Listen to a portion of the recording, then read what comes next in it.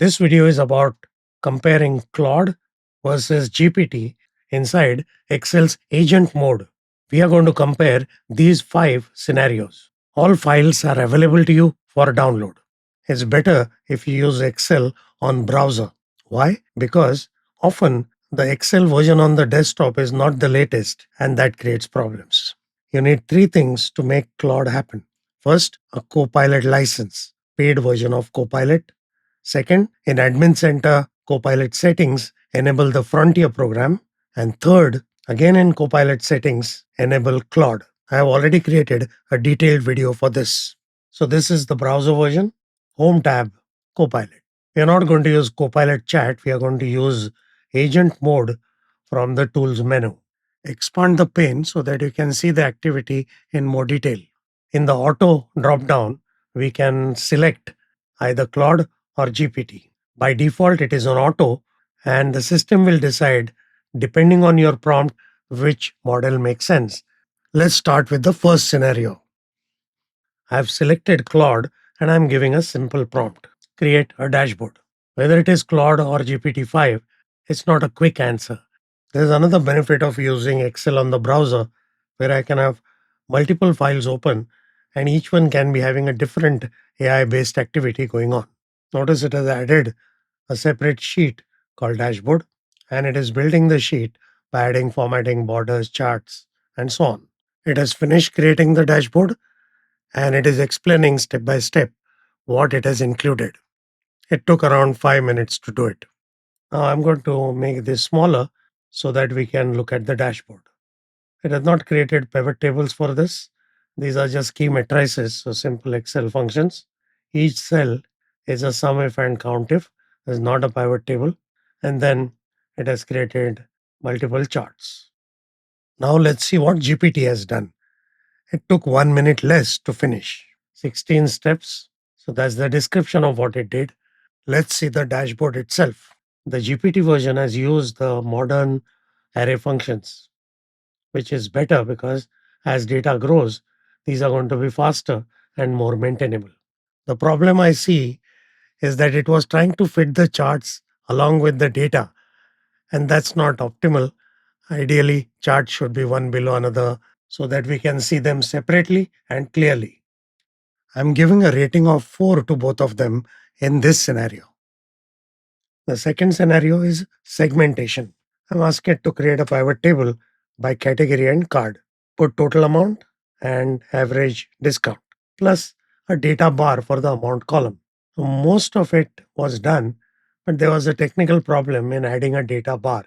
So it did it partially, and it also put the data bar for the grand total, which doesn't make sense. So what it did is, as a workaround, it created a separate table while referring to the value area from the pivot table and then put the data bars correctly. Exactly the same thing happened in GPT version as well. It created a separate table with the correct data bars outside the pivot table, but referring to data in the pivot table. So I'm going to give both of them 4 out of 5. The third scenario is trend analysis. I'm asking it to calculate month or month percent change and identify or highlight months where the decrease was 15% from previous month. Again, Claude is using older types of formulas, some product, because it's not relying on the array functions, but it did calculate correctly. In order to get the list of unique months, it has hard coded the numbers. It has not used a formula. Whereas in GPT version, it created a separate sheet, and look at the difference. This is correctly getting the months using a formula. It's using by row function, which is the optimal correct way of doing this. Now here the conditional formatting is going correctly across the row, not just in one column. So in this case, I'm going to give 5 to GPT and 3 to Claude.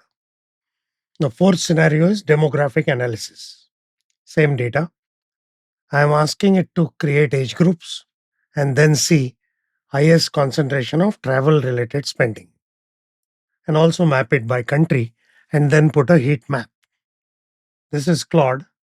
It did a great job, and exactly same thing was done by GPT as well. In either case, they did not use any formulas or use pivot table. Ideally, I would have liked this to happen in a pivot table, but both of them use the color scale part of conditional formatting. So in this case, I'm giving 4 to both of them.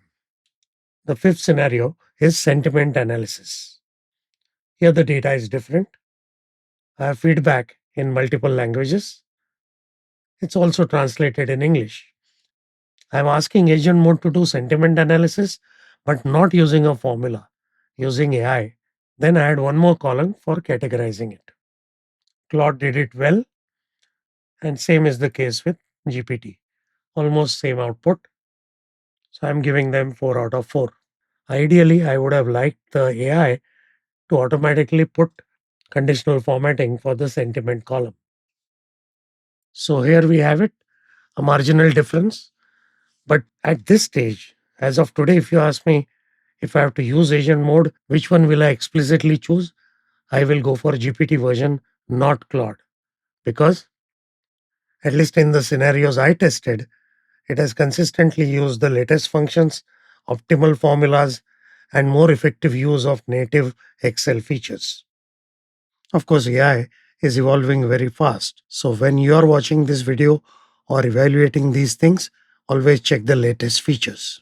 If you found this useful, like the video, share it with everyone, subscribe to the channel so that you learn more and work smarter.